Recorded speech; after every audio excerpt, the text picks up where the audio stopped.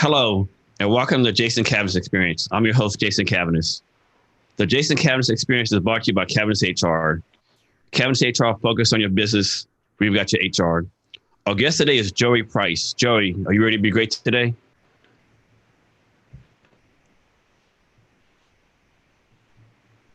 Hey, Joey, can you hear me?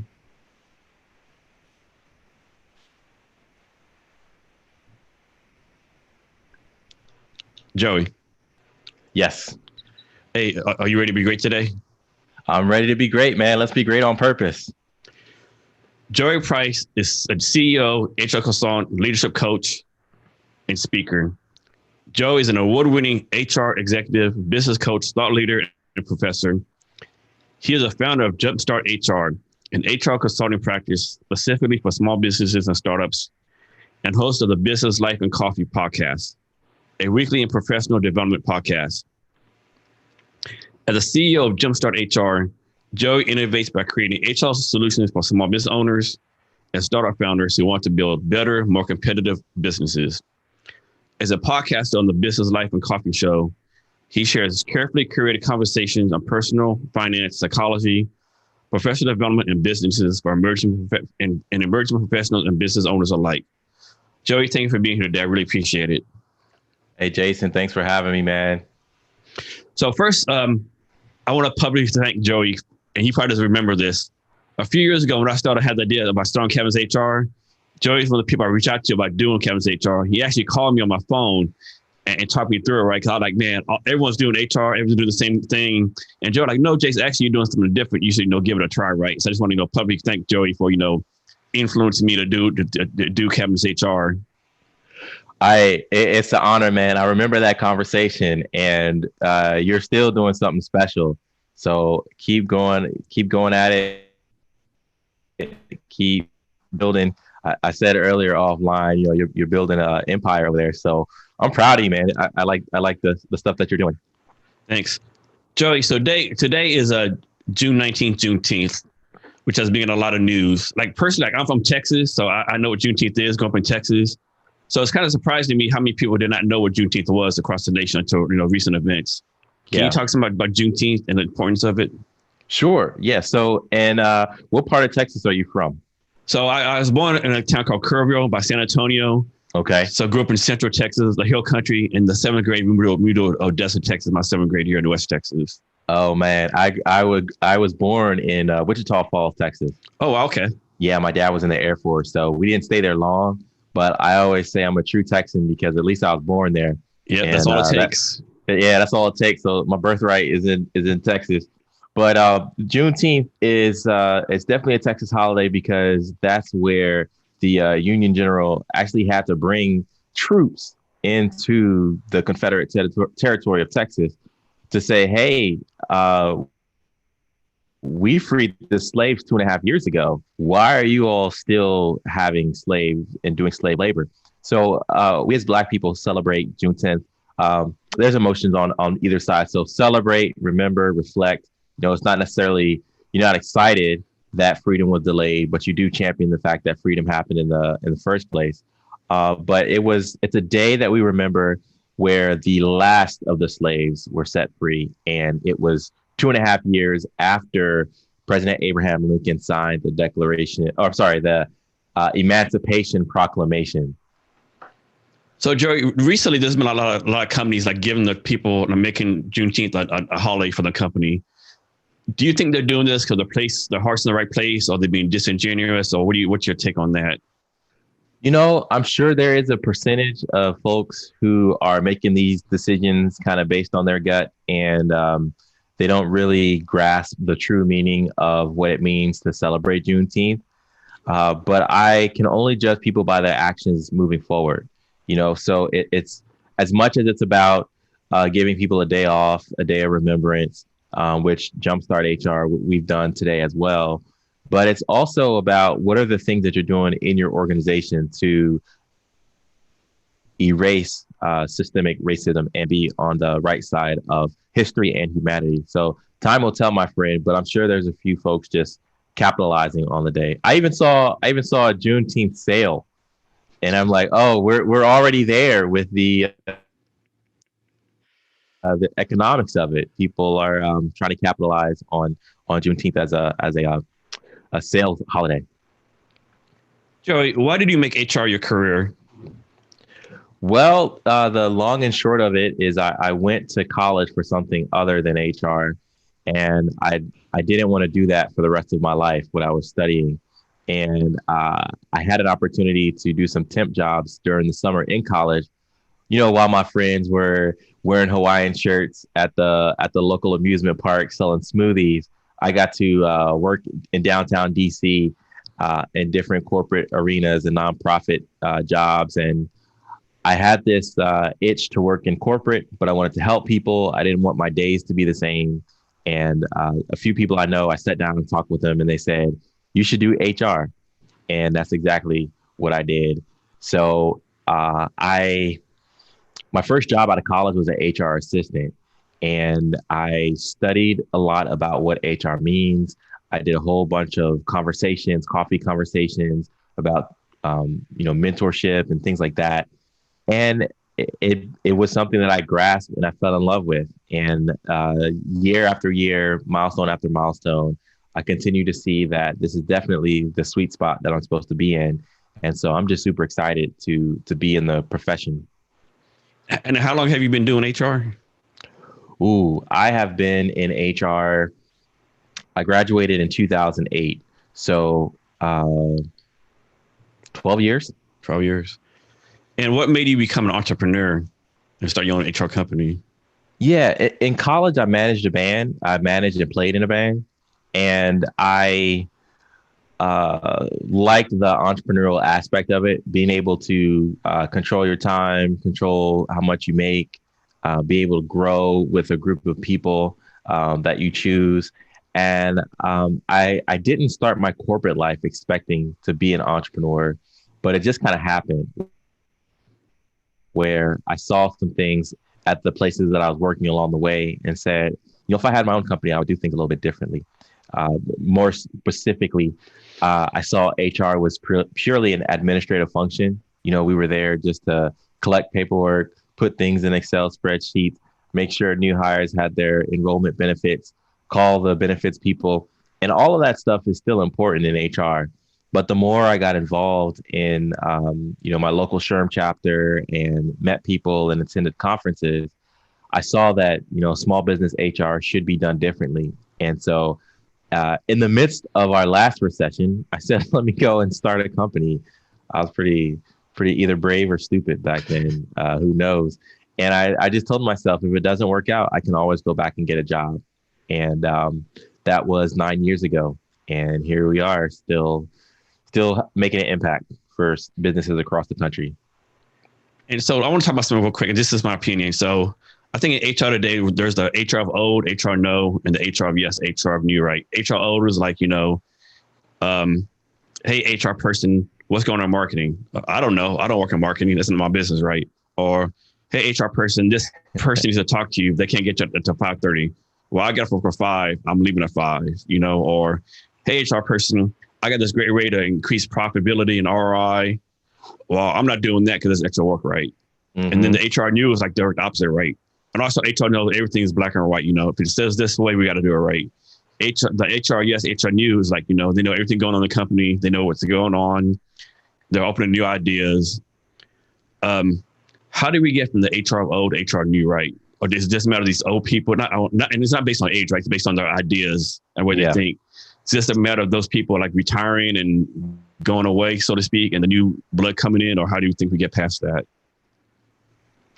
Well, I think we do a disservice to our industry as a whole when we hold on to some old limiting beliefs, because whether HR likes to or not, or likes it or not, the world of business has evolved so much in the past 10 years, so much in the past 5 years.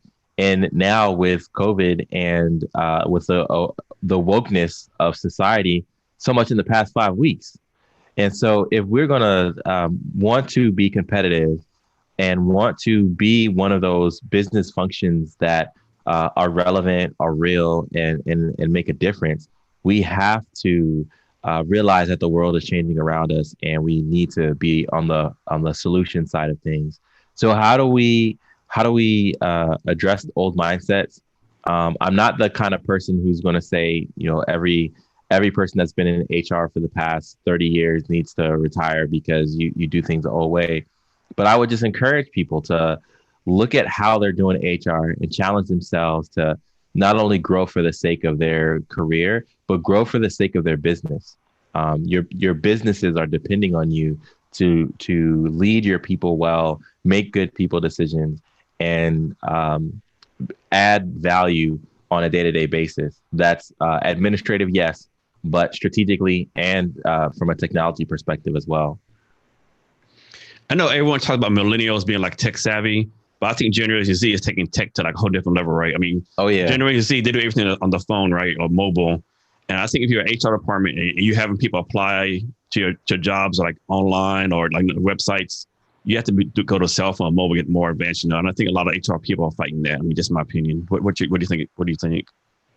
yeah. There's a fight against technology because we're so afraid of technology. You have to look at technology as allowing you to scale your ability to do what you're good at and to do things that may require more of your time.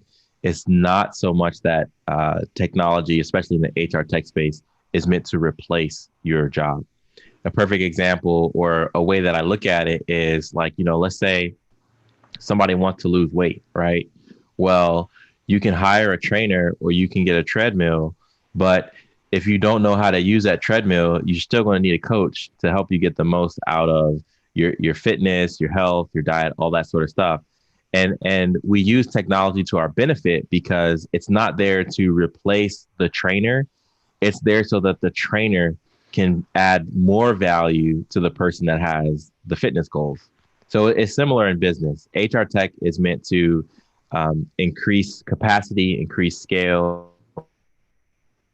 reduce errors, and give you more time to focus on some of those strategic things that simply robots can't handle yet, and the people side of things that robots will never handle. You're not going to shake hands with a robot. You're not going to, you know, a robot's not going to call and say, "Hey, how are you doing in the midst of COVID?" Press one if you're doing great. Press two if you're not doing great. Right?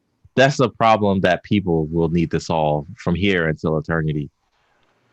So speaking of HR tech, you know, there's so many HR tech companies that they're trying to solve recruiting, employee engagement. Is like, I mean, like here in Seattle, I can think of eight HR company, HR tech companies trying to solve recruiting, right? Just in Seattle, eight alone, right?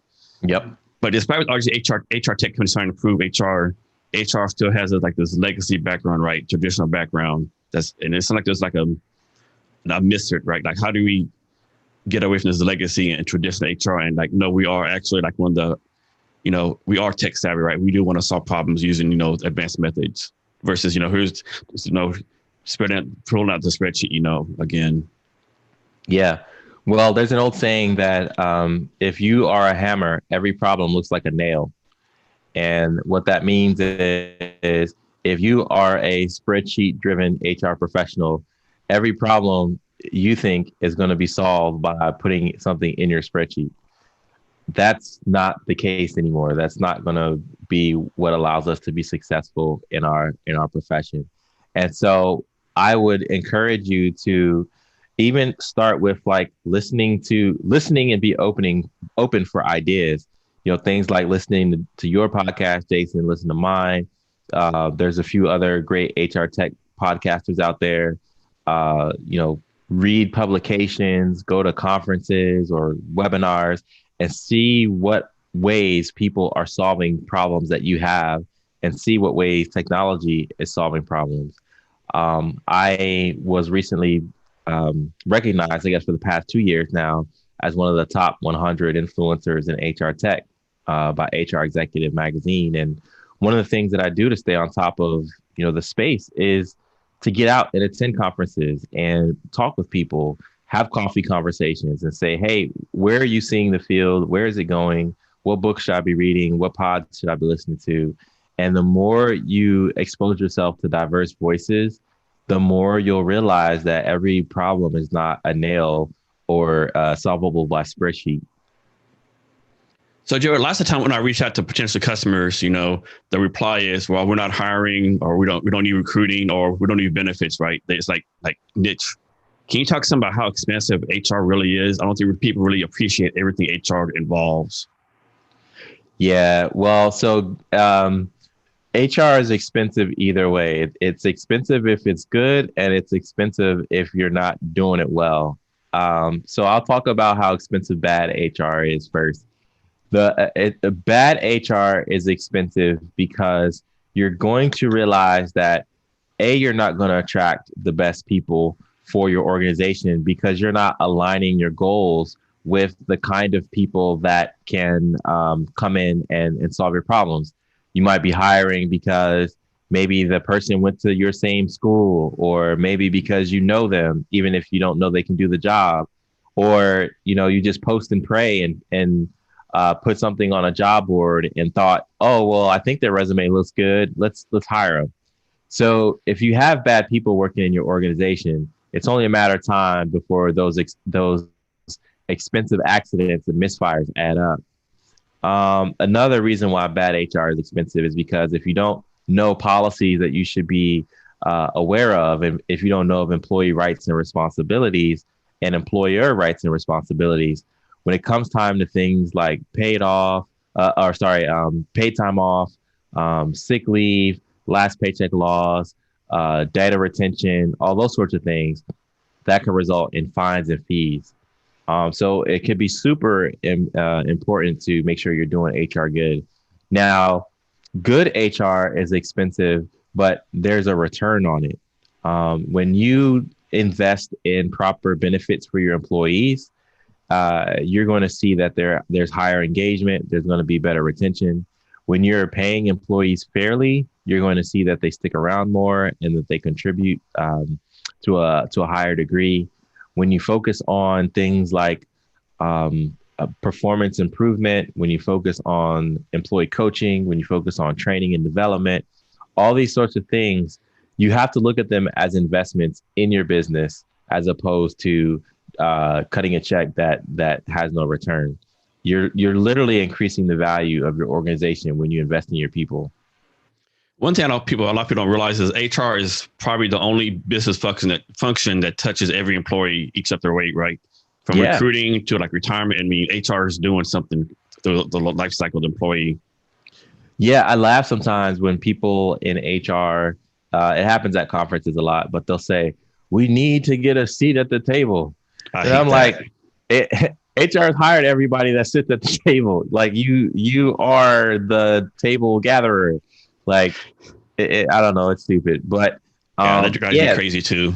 Yeah, it's pretty crazy. But no, HR touches everybody in the organization, from the CEO to the customer. HR has a role in even from the board of advisors to the customer. HR has a role in everything. I did a blog post a few years ago about that. The seat at the table, like how it drives me crazy. Like, sit at the table yourself, right? Like, what are you waiting for? Like, no one else asks. Like, if you're in marketing or sales or business, whatever operations, they're not asking, oh, can I be invited to the table, right? Like, HR is the only function that does that. It drives me that crazy. Yeah, I don't know what it is, man, but I'm glad that we're turning the conversation away from that. I still think HR is in the midst of this identity crisis. And I think we've been here for a while, but I believe and I'm confident that the voices that are rising up to the top, some of the speakers and podcasters and influencers that are trusted by the business community, will help articulate the value that HR brings to an organization. So let's talk about culture real fast. So I'm of the opinion that there's no such thing as a good or bad culture. It's a culture that's right for your company. An example I always use here in the Seattle area, there's Amazon and Starbucks, right? Mm-hmm. You work at Amazon, you expect to do something in the first 30 days. You better be grinding, make an impact immediately. Starbucks, first 30 days, you're meeting people, collaborating, not really doing anything right. So if you're in Starbucks and go to Amazon or Starbucks and keep the same culture, you're going to feel all right. Because you haven't, each company does things differently. How important is culture to the success of a business? How can CEOs improve this? Well, I'll argue that there is good and bad culture, but I would say that it's good and bad for your organization, because in any organization, you'll find that attitudes, behaviors, and beliefs are either approved and celebrated, or they're looked down upon and disciplined. And so you create your organic culture based on what you approve and what you disapprove of. So if you want things to go well, if you want employees excited and ready to work in your business, whatever that may be, you have to figure out the right attitudes, behaviors, and beliefs to promote, as opposed to the wrong ones. In Amazon, they're going to have certain attitudes, beliefs, and behaviors that they approve. And like you said, Starbucks is going to be different. But I like my friend Tim Sackett, who uses the term Moneyball, which is from baseball, and it says, there's no such thing as like getting the ideal player, or the best player rather, but you want to find the best player for your organization. Like, you want to find the best player for the customers that you interact with. You want to find the best player for the managers that you have on your team. You want to find the best player for, the goals that you're trying to accomplish. And when you think of, your organization as custom, then you start to have conversations of, well, what's the custom culture that we're trying to build? Next, let's talk about HR data or HR analytics. I mean, it drives me crazy. You have HR people that, I don't do numbers, I don't do data. Like, well, then you're probably not doing HR, right? Yeah, no, that's true. There is still and will always be a human, empathetic, soft side to HR. I do believe that that's always going to be important to HR, but then I also believe that as humans, we should have that in all areas of business. But to our point earlier about moving forward and business evolving, a lot of decisions these days are made by data. And if you are not on the right side of that conversation, you're doing your organization a disservice. So look at metrics on a dashboard and say, okay, well, these are leading indicators of X, and these are lagging indicators of Y. We need to recalibrate based on this and move forward.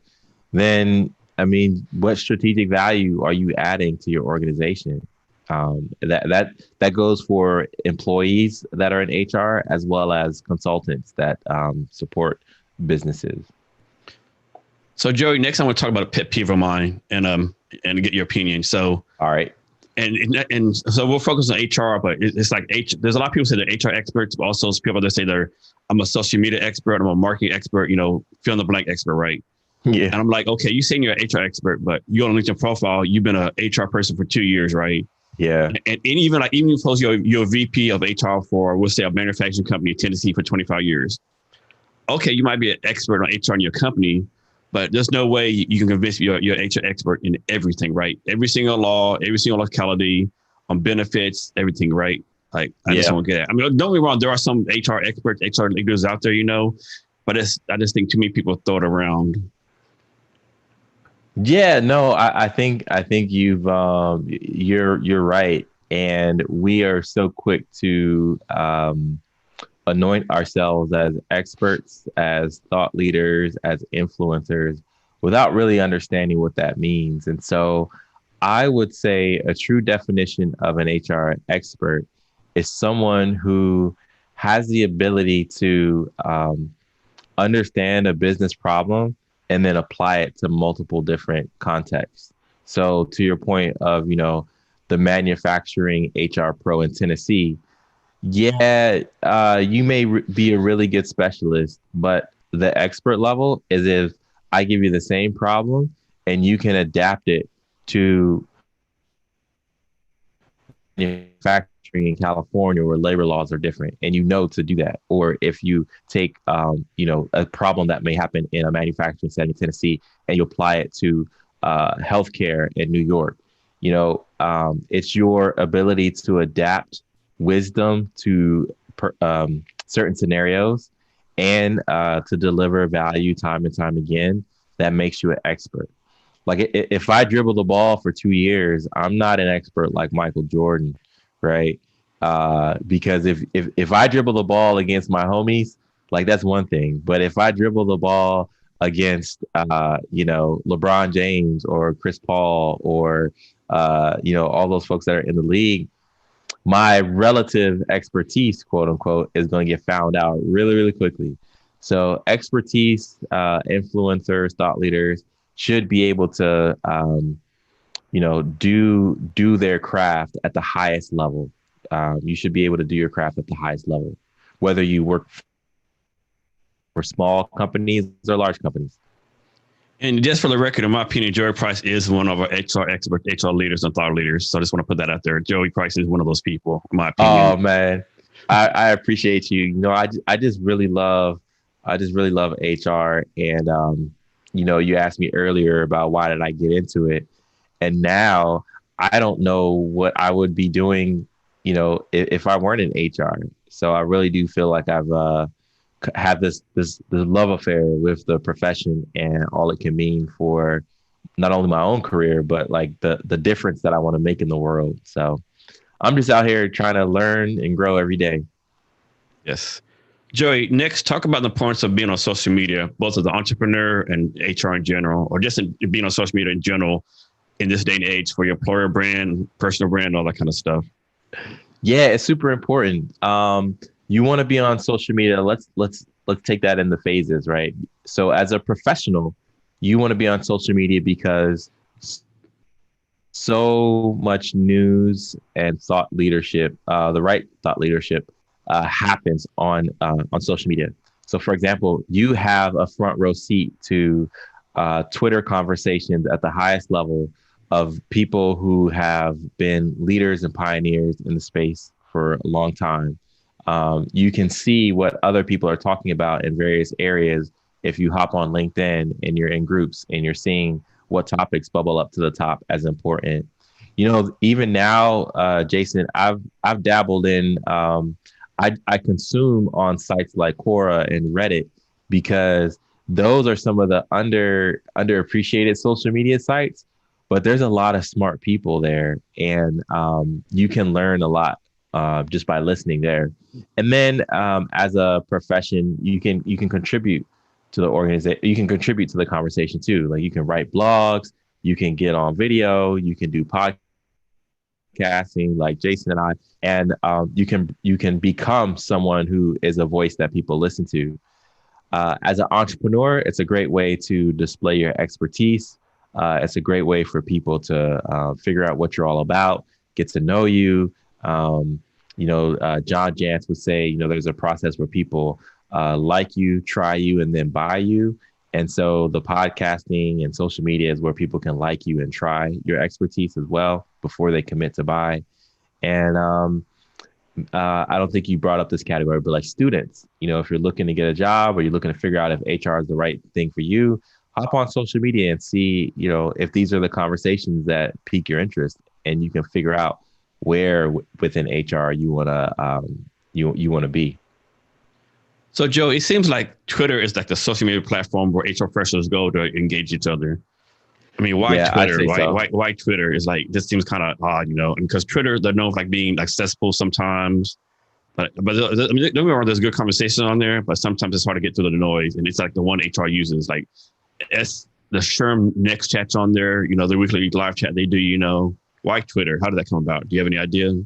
Yeah, so I have been a part of the HR Twitter community for at least the past 11 years. And a lot of not a lot, but many voices that you see today that are successful, that people think are like overnight celebrities or overnight influencers, we were all, having those conversations when Twitter first started and in Twitter's infancy. Why Twitter? I think it's a place where you can have real-time conversation with a large group of people. I equate it to, in high school when you went to the cafeteria and you sat at a lunch table. Twitter is the social media platform where there's all these different lunch tables and you have the ability to like sit at whichever one you want and start talking in whatever one you want. So it's a very conversational. The barrier to entry is very low. People who have public accounts, you can see what they say, you can respond to them, and they can respond to you. And there is a lot of noise on there. But what I do as a trick is there are literally voices that I follow on purpose. I mean, like I have followers and I have people that I follow, but the voices I really pay attention to, I'll go in, I'll hit an alert on their account, and it'll say like ping my watch or ping my iPhone when they tweet.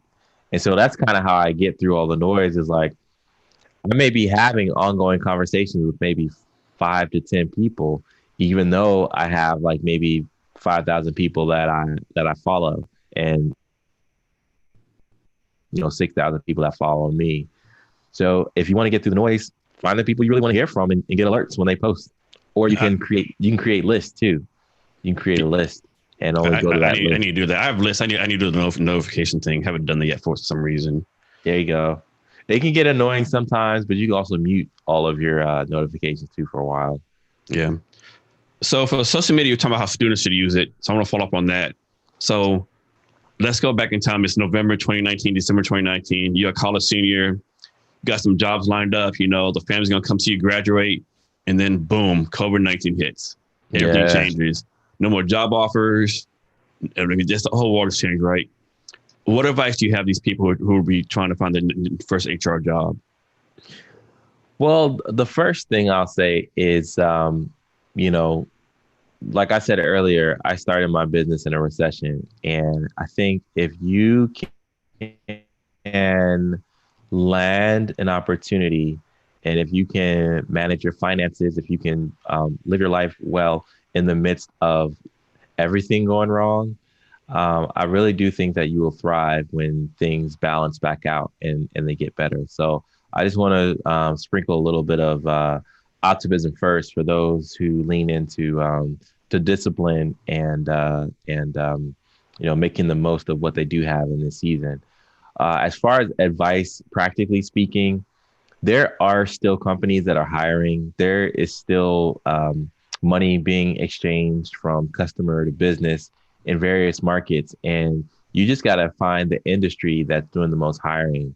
So I know that off the top of my head, a lot of these online learning companies are hiring as we ramp back up in the different phases. I'm sure companies will open back up hiring, but check job sites, check with your local SHRM chapters, check with your college career center, and not only see what jobs are out there, but see what relationships you can build as well. Because back in when I was employed, I rarely went to an interview where I didn't know someone already, or that I wasn't like chosen to go and interview.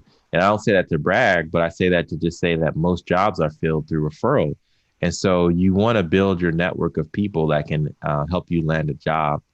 And don't be afraid to even lean on your parents' networks as well, because they may know some people that are working and can give you an opportunity. So build your network and be diligent. I also tell people in HR trying to find a job, I tell them, don't find an HR job, find an industry you want to work in and learn the industry from top to bottom, and then find an HR job in the industry.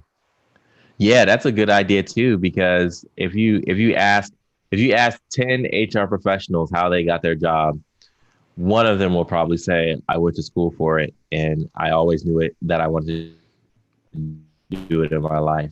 At some point, many folks who are in HR got there because of a career pivot. So why not learn that industry and be a game changer? So Joey, we talked about this a little bit, but what's your take or opinion on the state of the current state of the HR profession?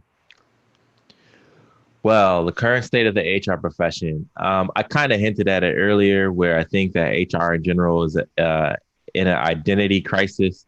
I think a lot of HR conversations are conversations within an HR bubble, in the sense that, we have really good thought leadership, really good conversations, but are we really piercing the veil and flowing into how executives lead, how CFOs manage numbers, how marketing professionals develop their brand, how IT people account for, the way employees and customers use technology. Um, I think we're on the cusp of that changing, and there being more people listening to HR and using HR as a way to better the organization at large. But I think we're still in a place where we're all kind of just talking in a bubble, and it helps us as HR pros be better at what we do. But I'd love to see the day where, I don't know, take the CEO of Google shows up to an HR conference because he wants to learn the best HR, or the CEO of what's a brand on my desk?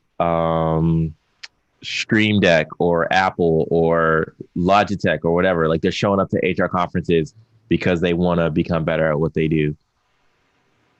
So, Joey, the Society of Human Resource Management, SHRM, they're like the big HR organizations, the Sky, the HR leaders, whatever. Do you think they're doing a good enough job of leading HR into the future? How do you think they can improve, or are they doing pretty good from your point of view? Well, I think the organization is so big that I don't have an accurate grasp into everything that they're doing. So I couldn't give like a total grade. I do think that they could have responded a little bit better in light of George Floyd and taking a better stand against racism and police brutality. I don't think that was handled as best as it could. But I do see what they're doing as in far as creating their own certification, having multiple tiers. I see them on, the business cable networks. I see Johnny on the television networks.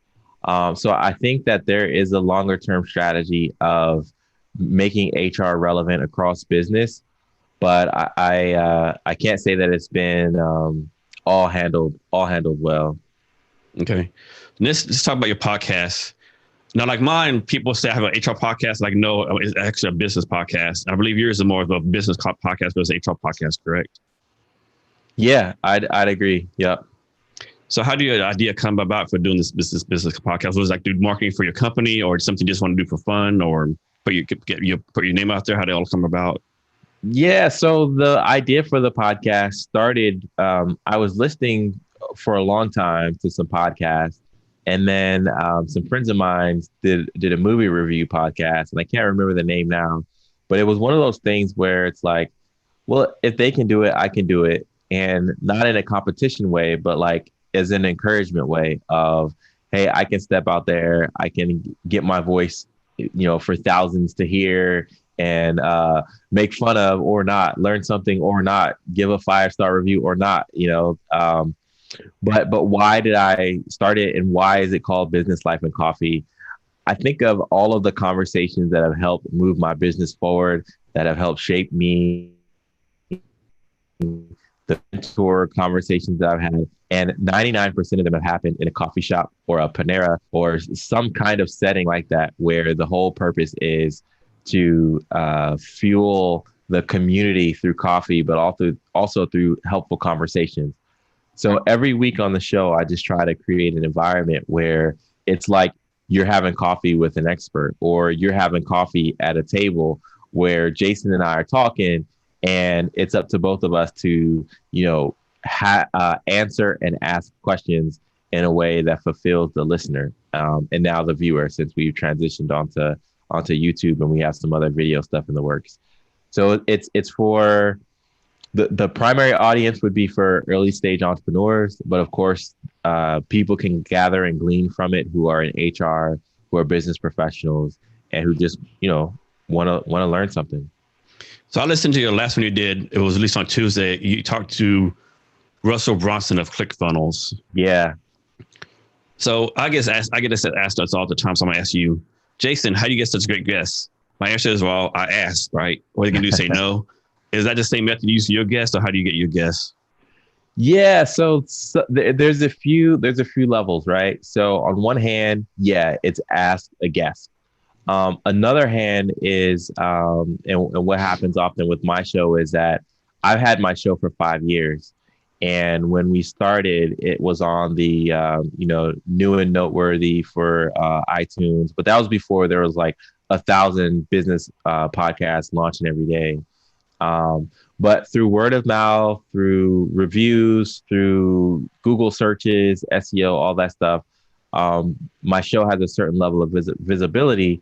And so I'll even have people reaching out either through themselves or through their PR firms, and they want to come on the show. So I've had some really fun guests like Anton Crowley from Dropship Nation. I asked my friend Ashley Graham, who is a model and body activist. She came on the show when she was launching her book, and sometimes it's asked, sometimes people are trying to get on the show. But either way, it's kind of humbling that people want to have conversations with me. When people first started asking me on my podcast, I was like blown away. Like, wait, what? You want to be on my podcast? Like, what? Didn't I ask you if I could be on your podcast? Yeah. Yeah. And you've made it in the podcast award when Joey Price asked you to be in your podcast. Oh, no way, man. No way. I'm low man on the totem pole still. Kind of off the topic, but what do you think about Joe Rogan's $100 million deal with Spotify for exclusive podcasting on Spotify? All right, here's where we're talking business. I love it. I absolutely love it. I think all podcasters should take note of what's happening with Joe Rogan and see him as a pioneer in business, because one of the podcasters I listen to is, media personalities, Charlamagne the God. And he talks a lot about some of the business things on his show, Brilliant Idiots. Now, they say a lot of controversial stuff, so this isn't an endorsement necessarily. But he talked about the Joe Rogan thing, and he was like, he's doing this deal with Spotify, but he's still owning his content. He's just leasing out the exclusive right for them to promote it and use the show for 3 years. And then once that 3 years is over, he can either pull it back or they can continue and keep going. So I think it's great for the podcast space. I think it adds legitimacy to podcasting in general as a medium.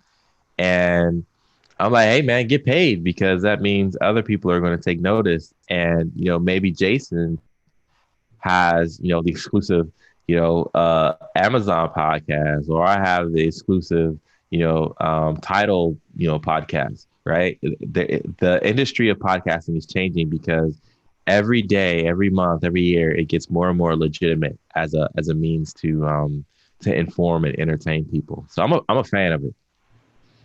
Joey, from your time doing HR and being a CEO of Jumpstart HR, what are small business owners and founders consistently getting wrong about HR? They feel like they can do it themselves. And they feel like they can do it themselves. And that's what leads them to pick up the phone and call me, because they've done it themselves and gotten in trouble. So just thinking that they can take a profession, an industry, something that people go to school for and get really, really smart at, and they think that they can do it on their own. Another thing that they get wrong is compensation, paying people fairly. They underestimate the value that their employees place in having HR, because you got to think about it. You may have a small business, but if I hired John from Coca-Cola, he's going to expect that there's a certain level of HR, that there's a certain level of benefits, that there's a certain way that you have structure and order with HR. So thinking they could do it themselves, and thinking that they can undervalue the expectations that their employees have about needing and wanting good HR. So Joey, on your entrepreneur journey, can you talk about something that happened that you did not expect? And it can be something good on your journey or something bad that happened on your entrepreneur journey that you did not expect when you first started. I didn't expect to be on your show, man. Good one. There's been a few things, a few humbling things.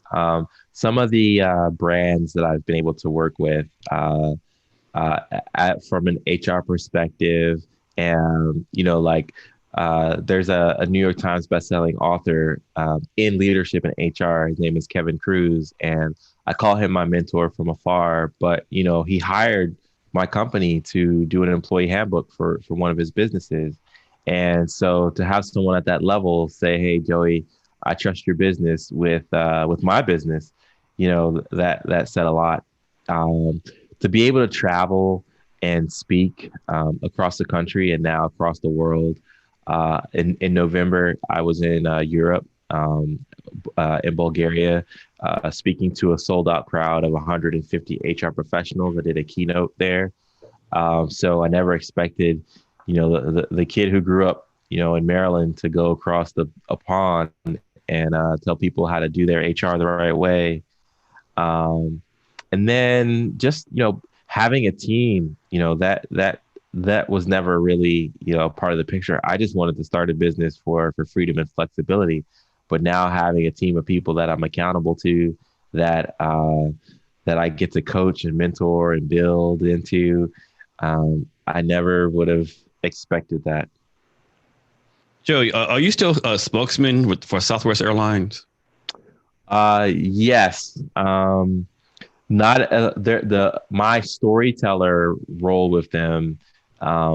We don't do the storytellers anymore right now, but there are still some things that I do with them that I get excited about. So, for example, I think I'll be attending a Greater Urban League event, and I get to go as an ambassador of Southwest. So we still have a relationship. It's pretty cool.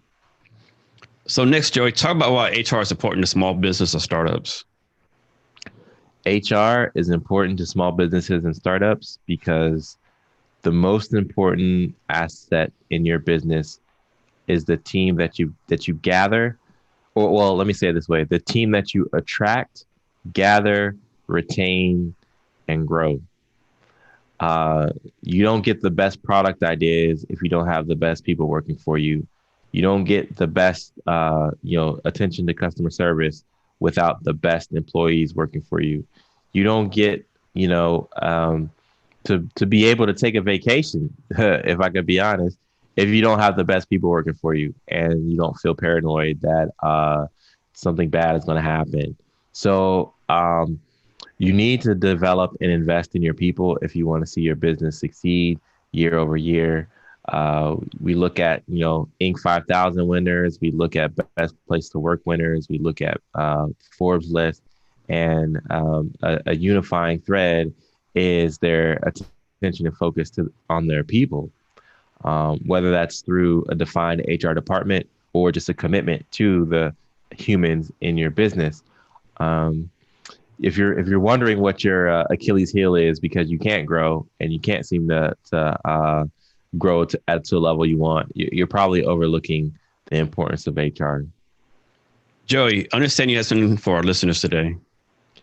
Yeah, if you've enjoyed this conversation with Jason and I, and you want to learn more about HR and what Jumpstart HR can do for your business, you can go ahead and go to jumpstart-hr.com/contact, and you'll be able to schedule a free 15-minute consultation. You'll talk with me. We'll understand what your business needs are. We'll get a game plan together, and we'll help you grow. So that's jumpstart-hr.com/contact, and you'll get a free 15-minute consultation with me. Joey, can you share your social media for yourself and your company so people can reach out to you? I sure can, man. And again, Jason, thanks for having me on your show.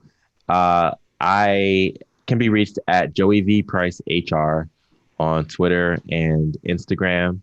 And you can find me on LinkedIn at just search for Joey Price. Probably the only HR Joey Price on there. And then for Jumpstart, it's Jumpstart HR, all one word, on Twitter and Instagram. We have a Facebook page as well. And you can find us at jumpstart-hr.com.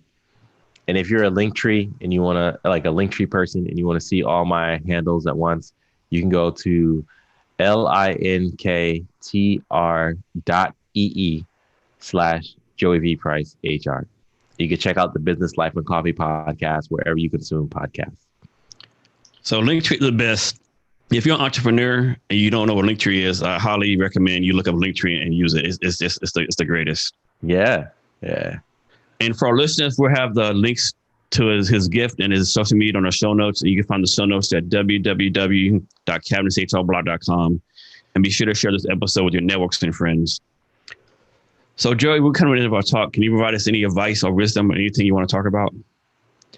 Well, yeah, I would say, while COVID has us sheltering in place, and many people listening to this now will see a lot of the limitations lifted off of where they live. But even no matter where you are, if you're sheltering in place or if you're heading back into the office, you still have online to connect with people.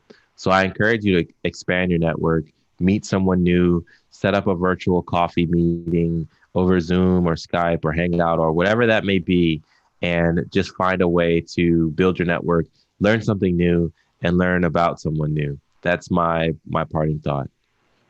Joey, thanks for your time today. I really appreciate you being on my podcast. Hey, man, thanks for having me.